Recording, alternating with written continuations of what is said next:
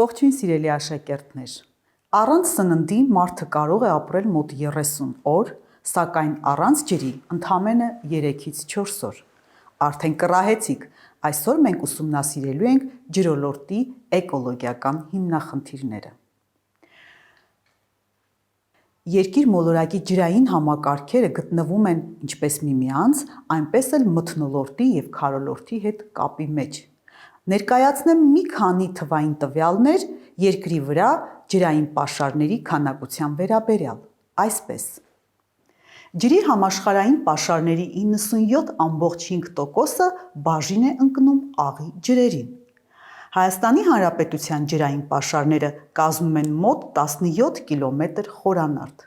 Քաղցրահամ ջրերի պաշարները կազմում են 35 միլիոն կիլոմետր խորանարդ ամբողջ աշխարհում։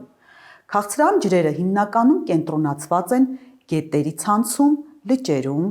սառցադաշտերում, ճահիճներում, մթնոլորտի մեջ, գրունտային ջրերում և ջրավազաններում։ Ջրային պաշարների հիմնական աղտոտումը կատարվում է մարդու տնտեսական գործունեության հետևանքով։ Ջրային պաշարները հիմնականում աղտոտվում են մոտ 400 տեսակի աղտոտիչներով, որոնցից ամենավտանգավորը քիմիական, կենսաբանական և ֆիզիկական աղտոտիչներն են։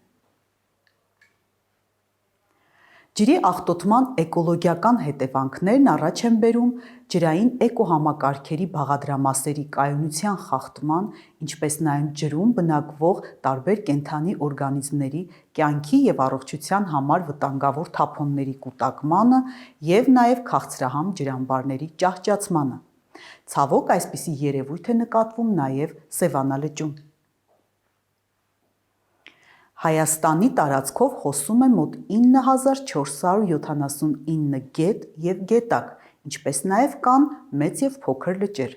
Հայաստանի ամենամեծ լիճը Սևանա լիճն է, որը գտնվում է ծովի մակերևույթից 1899 մետր բարձրության վրա։ Այսօր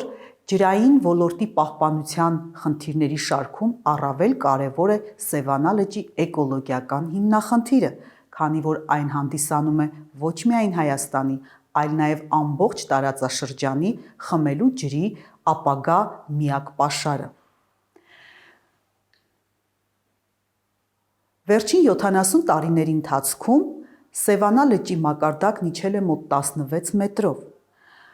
և այս ջուրը հիմնականում օգտագործվել է ոռոգման և էլեկտրաէներգիայի ստացման համար։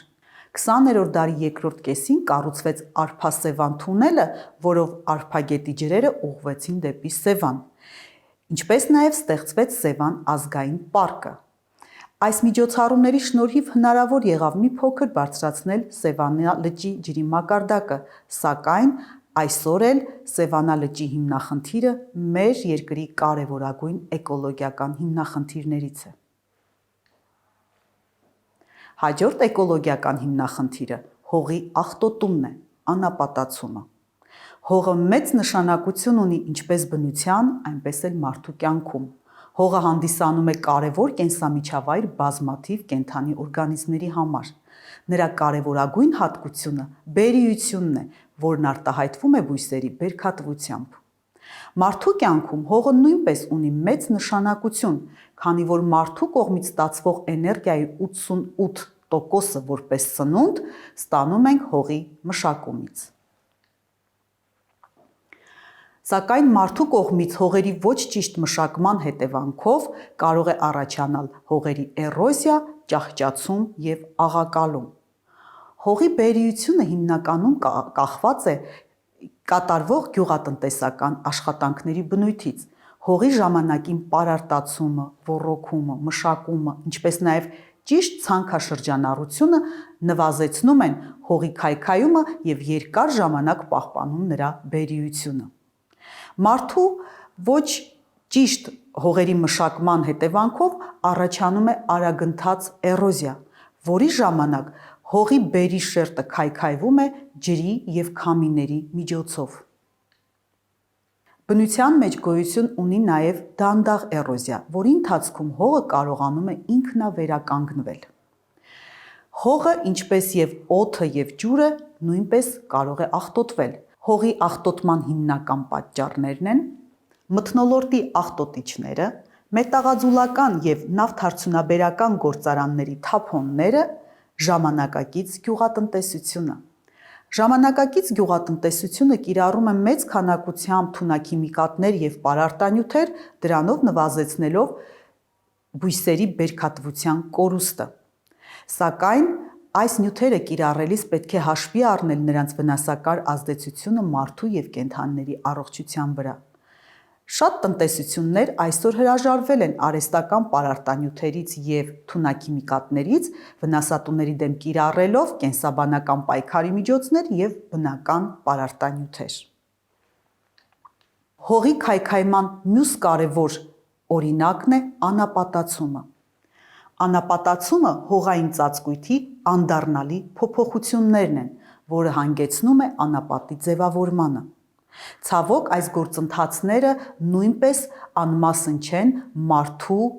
տնտեսական գործունեությունից,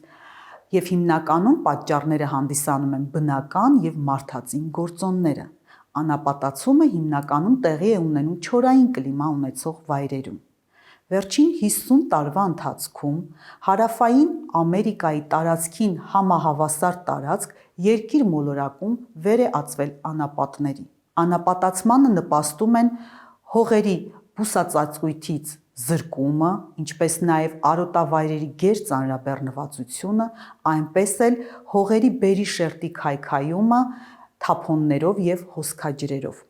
Անապատացումը անհրաժեշտ է կանխել նրա առաջացման վաղ փուլերում, և այսօր ամբողջ աշխարհում մշակվում են հատուկ միջոցառումներ այս գործընթացը կանգնեցնելու համար։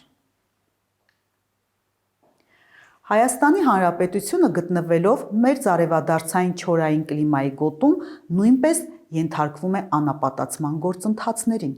Ինչպես երևում է քարտեզից, մուգ հատվածով նշված մասերում ենթակա են անապատացման գործընթացներ։ Հայաստանի Հանրապետության հողային ռեսուրսների պահպանման համար անհրաժեշտ է կիրառել որոշակի քայլեր։ Դրանք են. Հայաստանում հողային պաշարների պահպանության համար անհրաժեշտ է կատարելագործել հողերի պահպանության և օգտագործման պետական վերահսկողությունը, ստեղծել աղտոտված հողերի վերականգնման հիմնադրամ, կանխարգելել տարբեր աղտոտիչների վտանգավոր ազդեցությունը հողերի վրա։ Սիրելի աշակերտներ, մտածեք, ինչպես կարող է անտառատնկման աշխատանքները խոչընդոտել էրոզիայի առաջացմանը։ Այսօր այսքանը։ Շնորհակալություն։